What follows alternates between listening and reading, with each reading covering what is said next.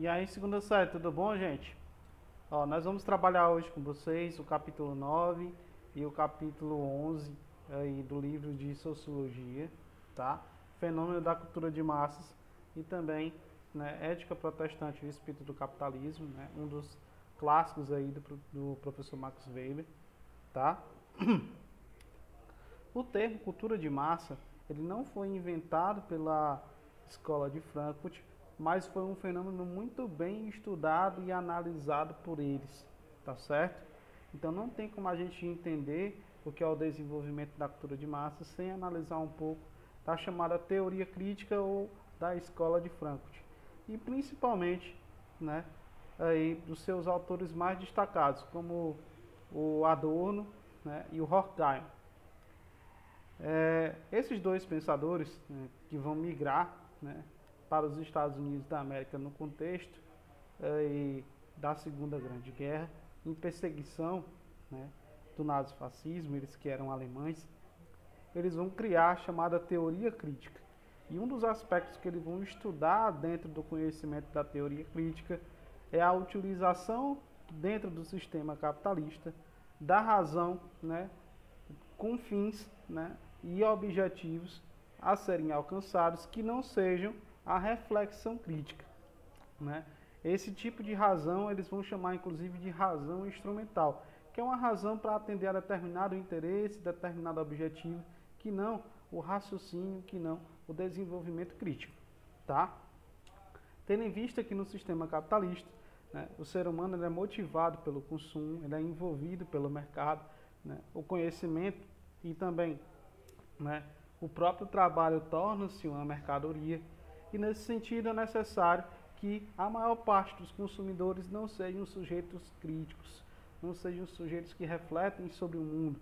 E é a partir daí que a própria cultura de massas, né, que fazia parte aí, do cotidiano das pessoas, vai ser apropriado pelo mercado, vai ser transformado em uma mercadoria, e através do chamado fetiche da mercadoria, que vai ser construído através da propaganda, através dos próprios instrumentos de massa, como a TV, como o rádio, posteriormente, na nossa época, né, a internet, né, com o advento aí, das redes sociais, né, com o advento, né, das empresas de aplicativo, tá, dos grandes mercados de varejo, a cultura de massas ela vai ganhar uma outra dimensão.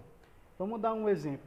O esporte, né, principalmente o futebol, faz parte da cultura de massa. O brasileiro ele ama o futebol, né?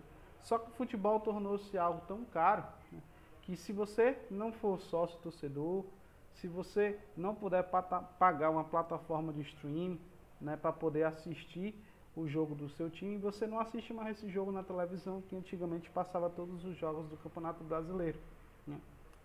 Hoje você tem que entrar na internet, hoje você tem que ter acesso a um canal pago para você poder assistir, né, alguns poucos jogos do seu time, né? Então, o próprio mercado ele vai apropriar-se do futebol, que era uma cultura de massa, vai transformá-lo em parte da indústria cultural e ainda vai fazer isso propagandeando que você é sócio do seu time e está fazendo um benefício para ele, tá? Não que a ideia do sócio torcedor seja ruim, pelo contrário, né? Só que isso limita um pouco, né, a maior parte dos torcedores, que não podem pagar o serviço, que não podem pagar uma plataforma de streaming, que muitas vezes são pobres e não têm acesso a esse tipo de coisa, tá? Isso restringe parte da população que poderia também consumir o futebol da mesma forma que o futebol era consumido anteriormente como cultura de massas, né? Hoje ele foi totalmente apropriado pelo mercado, né? Hoje a maior parte das seleções, quem monta e quem as escolhe, né, para serem convocadas são as marcas, né, a Adidas, a Nike, né, e outras grandes empresas que patrocinam, né, de material esportivo, né, o futebol, né, a Under Armour, né, a Jordan, que também entrou nesse meio aí com a seleção argentina, né, com o Paris Saint-Germain, vale ressaltar também, tá? Então o próprio futebol, que era parte da cultura de massas, aonde você está lá no estádio, né, onde não existe ricos e pobres, né, quando o seu time faz o gol, todo mundo se abraça, etc. Esse tipo de futebol não existe, né? Os românticos do futebol não existem mais. Aquele tio que está lá com radinho e etc. O que existe hoje são as grandes plataformas de streaming, né? A Premiere, né? O Esporte Interativo Plus, a DAZN, né? E as plataformas que vendem jogos aí, seja do Campeonato Brasileiro, da Libertadores e também dos grandes times da UEFA, né, e da Champions League. Por isso, né, que o futebol tornou-se, né, não apenas uma cultura de massa, ele tornou parte do mercado, tornou-se uma mercadoria e é vendido também como parte da indústria cultural, tá? Então a indústria cultural é a forma pelo qual, né, o desenvolvimento econômico e principalmente a propaganda e o capitalismo se apropriam da cultura de massas para transformar todos os elementos da cultura em uma mercadoria, né?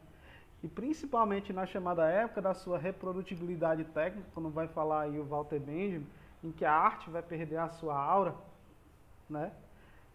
Existe a possibilidade, inclusive, dela ser democratizada pelo acesso, né, que as pessoas vão ter, né, sobre ela. Como, por exemplo, através de um celular, você pode ter acesso ao YouTube e tal. Só que isso é apenas uma impressão que a arte está sendo, de certa forma, democratizada, só que na prática você precisa ter esse tipo de equipamento para ter acesso minimamente, né, a alguma plataforma para assistir. E se você não puder pagar, você não tem como, né, usufruir dessa cultura de massas, e isso vai ficar restrito a uma pequena parcela da população, tá? Então é dessa forma que a Escola de Frankfurt enxerga a ideia e a noção da cultura de massas, né, como parte de um mercado que foi transformado através de um fetiche da propaganda em mercadoria, e que, se você não pode consumi-lo, né, existe uma pequena parcela da população que pode, e isso vai ocasionar desigualdades, isso vai ocasionar frustrações, e isso vai ocasionar, né, a perca, né, do gosto que as pessoas vão ter em assistir o bom e o velho futebol, arte, né, aquele esporte que era passado todos os dias na televisão, onde os campeonatos eles eram cobertos aí pela própria TV aberta, e hoje não são mais, né? Os campeonatos não são mais cobertos dessa forma, tá? Quem puder pagar mais, né, assiste mais, tá? Essa é a nova versão no século XXI da cultura de massas em relação ao futebol. Além desse conhecimento sobre a cultura de massas, sobre a razão instrumental, sobre os principais autores aí da Escola de Frankfurt, né, existe também, né, dentro do conteúdo que nós estudamos aqui, né, o processo de globalização ele vai contribuir para essas mudanças, né, porque ele vai diminuir as distâncias, ele vai encurtar o comprimento, ele vai criar uma espécie de troca de informações instantâneas, né. O smartphone foi um desses elementos que vai permitir, né, esse tipo de comunicação, essa impressão, né, que existe uma aldeia global, que existe, de certa forma, a perca da identidade cultural nesse contexto aí da globalização e da pós-modernidade, como vai colocar o Stuart Hall, né? E a globalização é um dos elementos que vai contribuir aí para disseminar a cultura de massas e principalmente a sua apropriação pela indústria cultural, certo? Hoje a indústria cultural ela não está restrita apenas à propaganda da TV, ela começa a se apresentar de outros níveis, né? Como empresas de startup, como empresas de aplicativos, né? Como parte aí da cultura digital, tá certo? Também, né, como um instrumento importante dos grandes mercados de varejo, como a Amazon, né, como a DH Gates, como o grupo Alibaba na China, tá? O Wish e muitos outros grandes mercados importantes pelo mundo, certo? Então, essa interação da indústria cultural ela trouxe algumas mudanças sociais nos padrões de consumo, né, na venda de produtos pela internet, na utilização das próprias redes sociais para isso, como, por exemplo, uma das grandes ferramentas de propaganda hoje é o YouTuber, uma profissão, inclusive, que vai surgir a partir dessa mudança no mercado, né? O Instagram também é um grande instrumento, né, de propaganda de mercadorias nesse contexto, tá? Então, esse emaranhado, né, de transformações que a globalização trouxe dentro do entendimento da cultura de massas, da sua apropriação pela indústria cultural, né, e na criação de novos mercados. Só que agora a gente vai estudar um outro tema importante, além da cultura de massas, né, além da indústria cultural e da escola de Frankfurt, da teoria crítica. A gente vai estudar um pouco sobre a teoria, né, do professor Max Weber, a ética protestante. Só colocar aqui na página certa, tá?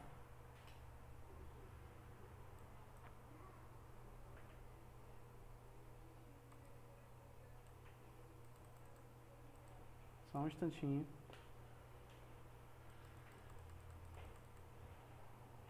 Capítulo 11.